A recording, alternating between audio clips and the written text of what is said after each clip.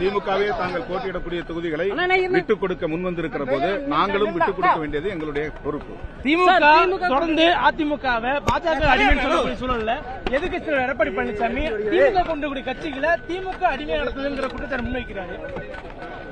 திமுகவுக்கு அவர் பதில் சொல்லாம திமுக கூட்டணி கட்சிகளை அவர் இழிவுபடுத்துறது ஏற்புடையதல்ல. திமுக அதிமுகவை இழிவா பேசுறதா அவர் ஃபீல் பண்றாரு.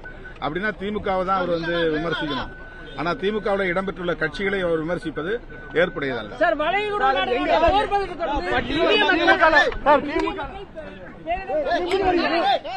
திமுக 20 நாளா கூட்டணி பேச்சுவார்த்தை நடக்குது. திமுக 20 நாளா கூட்டணி பேச்சுவார்த்தை நடக்குது. ஆனா அதிமுக காலையில நாங்க பியூஷ் கோயல் வந்தாரு, மதியம் பேசணும், இப்ப ஈவினிங் கையெழுத்து ஆயிடுச்சுன்னு பேசுறாரு. நாங்க ஒரே நாள்ல அந்த கூட்டணி உடன்பாடு முடிச்சிட்டோம். ஆனா திமுக அப்படி இல்ல, தொடர்ந்து இழுபறி இருக்கு. 20 நாளா அவங்க பேச்சுவார்த்தை நடத்துறதுக்காக பேசியிருக்காரு. அந்த கூட்டணியில வலுவா இருக்கிற கட்சிகள் 1-2 கட்சிகள் தான், அதிமுக பிஜேபி, அவ்வளவுதான். ஆனா திமுகவில் இருக்கிற கட்சிகள் ஏற்கனவே இடம்பெற்ற கட்சிகள் 18 கட்சிகள், இப்ப புதிதாக பல கட்சிகள் சேர்ந்திருக்கின்றன.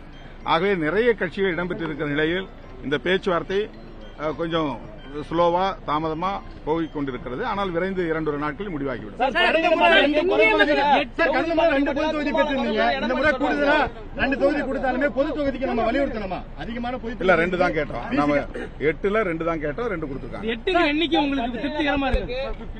8ங்கிற எண்ணிக்கை உங்களுக்கு திருப்தி இருக்கு? நீங்க 10 நீங்க கேட்டிருந்தீங்க. போதும் என்ற மனமே பொன் செய்யும் மருந்து.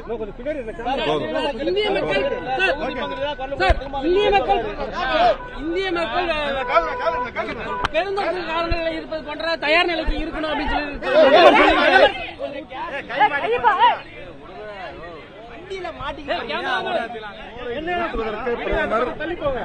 சர்வதேச அளவில் அழுத்தத்தை கொடுக்க வேண்டும் என்பது